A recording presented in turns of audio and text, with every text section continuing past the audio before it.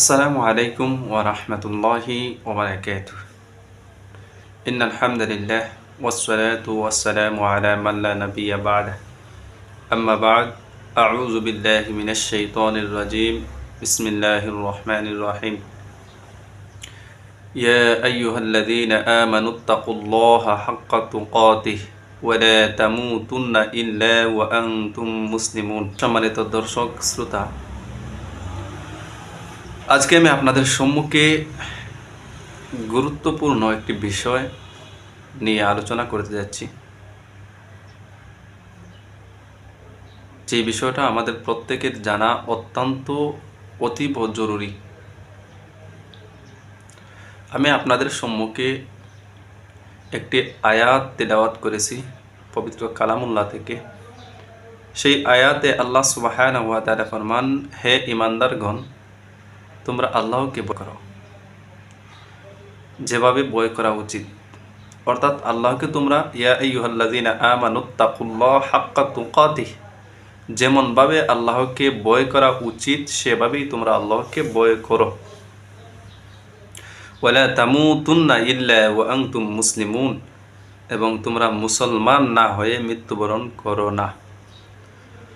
দেখুন, আল্লাহর ভয় এটা একজন মুমিনের জন্য মাস্ট বি, জরুরি। অবশ্যই অবশ্যই আল্লাহকে ভয় করতে হবে, মাস্ট বি, ভয় করতেই হবে, ভয় করতেই হবে। আল্লাহ সুবহানাহু ওয়া তাআলাকে যে ব্যক্তি ভয় করবে সেই ব্যক্তি সর্বপ্রকার ফাহেশা, অশ্লীলতা, অশালীন কাজ থেকে বিরত থাকতে পারবে।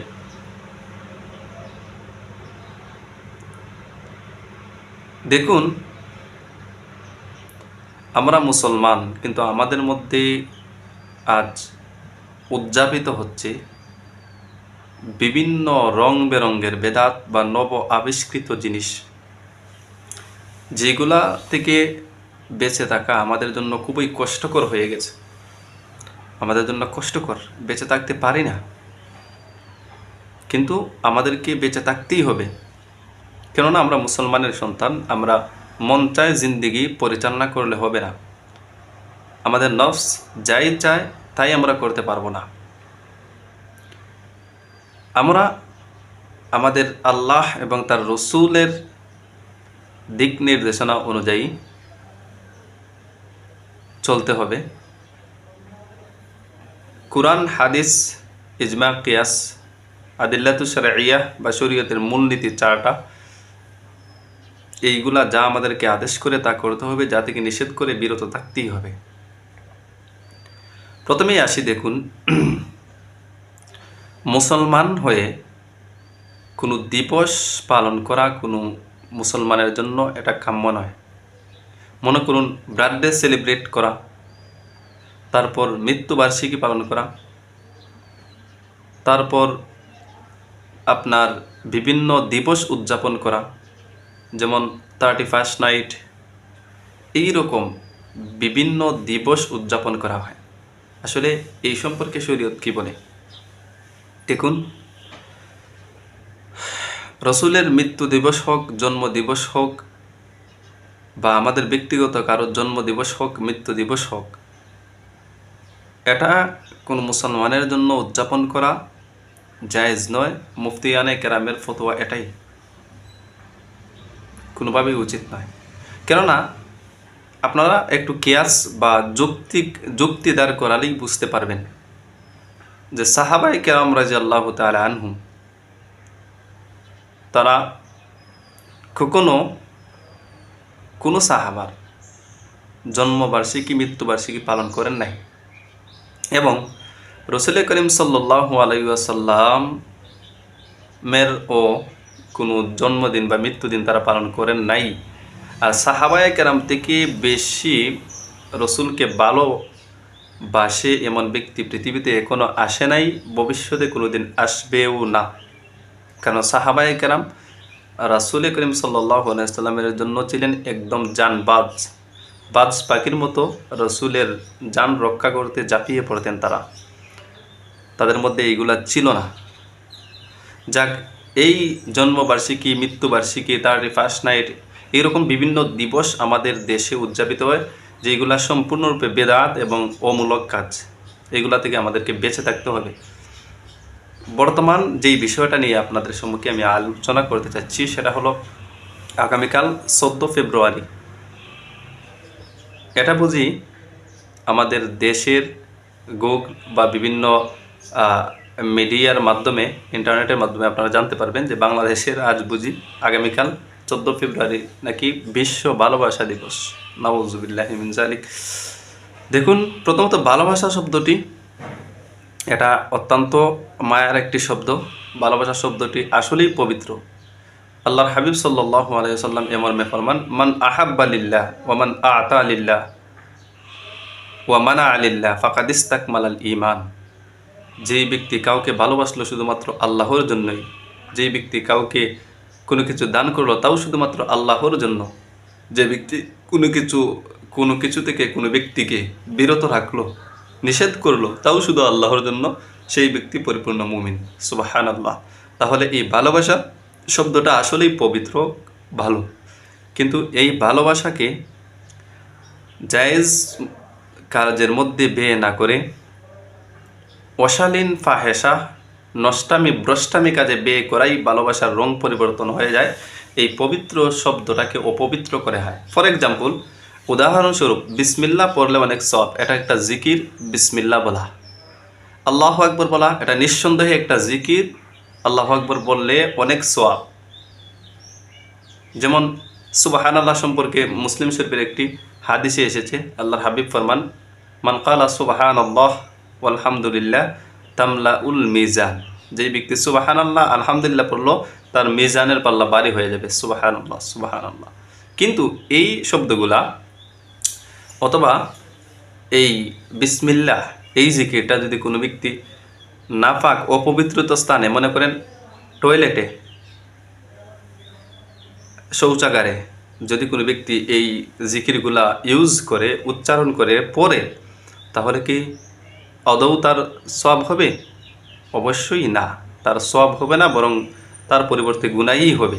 কিন্তু ঠিক তেমনিভাবে ভালোবাসা শব্দটাও পবিত্র, কিন্তু এটাকে যখন অশালীন কাজের মধ্যে ব্যবহার করা হয়, এটাকে যখন হারাম রিলেশনের মাধ্যমে উপস্থাপনা করা হয়, এটাকে যখন ফ্রি মিক্সিংয়ের মাধ্যমে উপস্থাপন করা হয়, পরিবেশন করা হয়, এটাকে যখন ইউজ করা হয়, তখন সম্পূর্ণরূপে এটা নাজায়েজ এবং হারাম হয়ে যায়।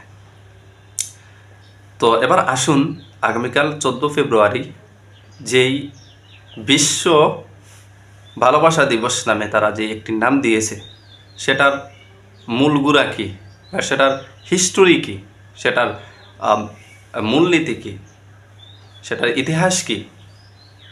আসলে দেখুন, এটার ইতিহাস জানলে আপনারা নিজেরাই চমকে যাবেন।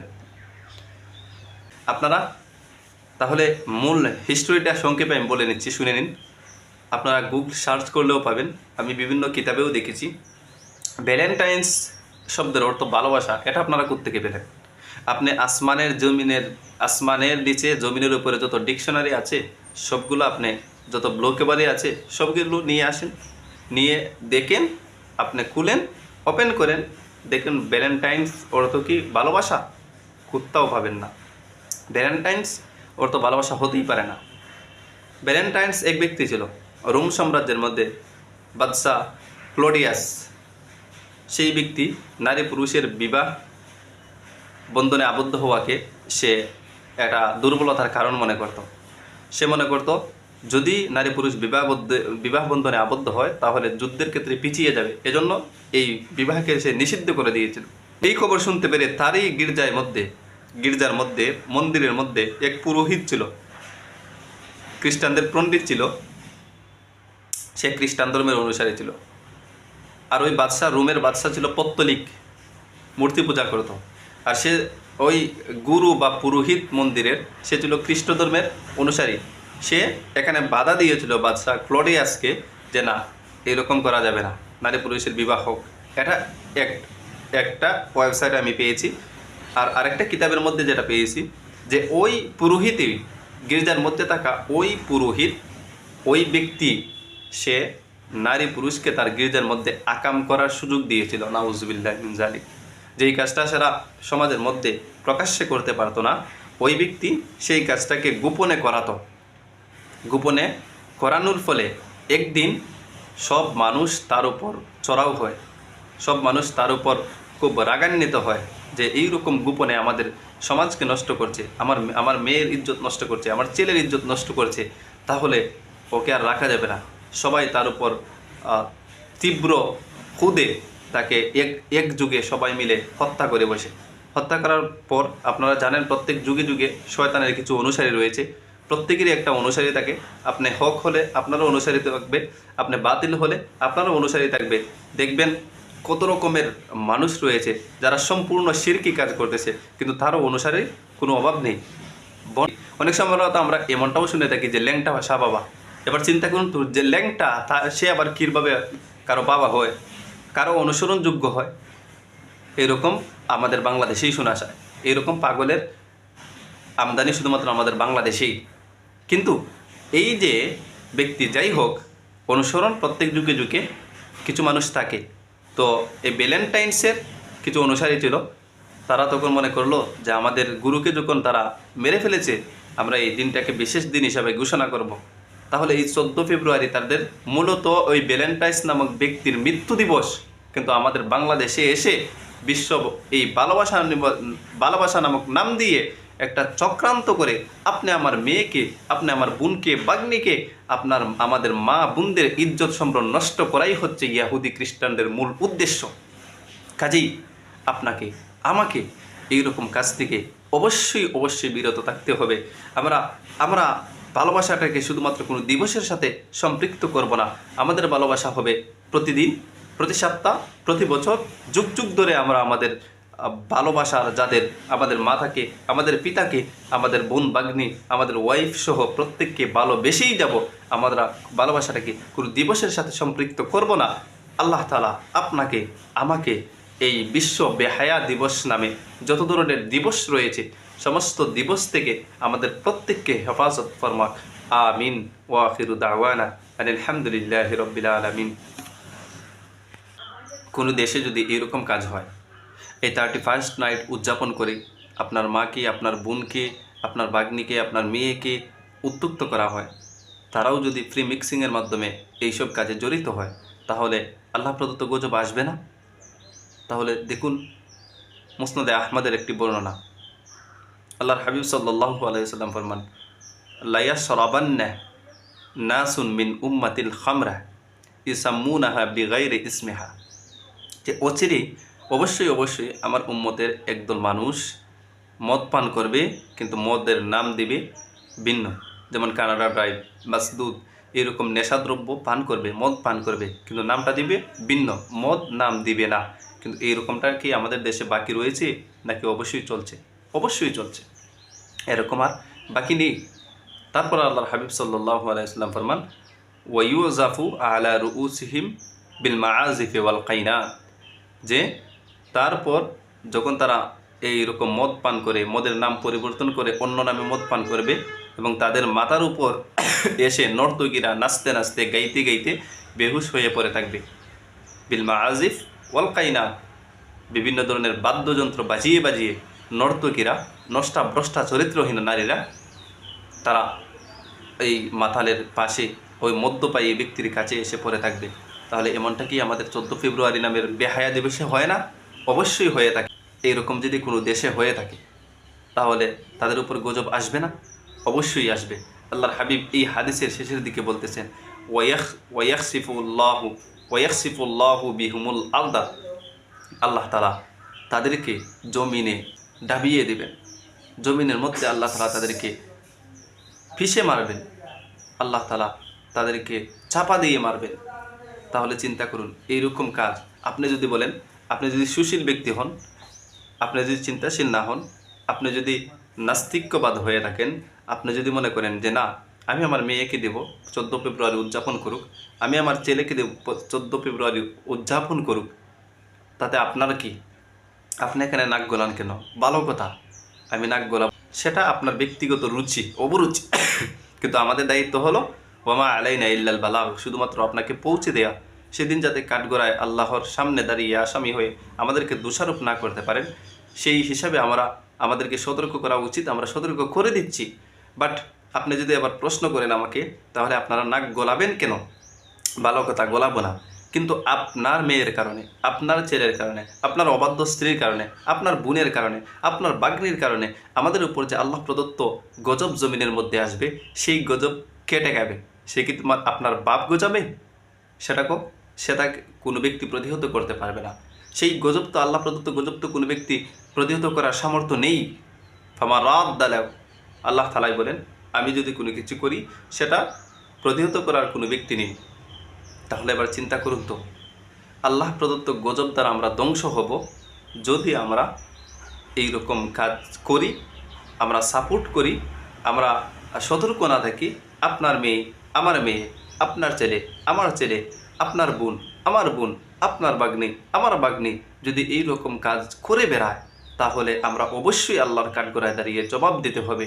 এবং আমাদের কারণেই, আমাদের এই সমাজের কারণে সবার যারা আল্লাহওয়ালা রয়েছেন, যারা মুত্তাকি রয়েছেন, যারা পরহেজগার রয়েছেন, যারা তাহাজ্জুদ গুজার রয়েছেন, যারা 5 ওয়াক্ত নামাজি রয়েছেন, তাদের উপরও এই গজবটা আসবে।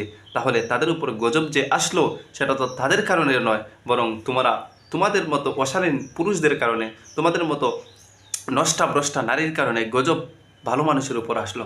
সেটা কিভাবে আমরা সহ্য করব? সেটা কিভাবে আল্লাহ তাআলা বরদাস্ত করবেন?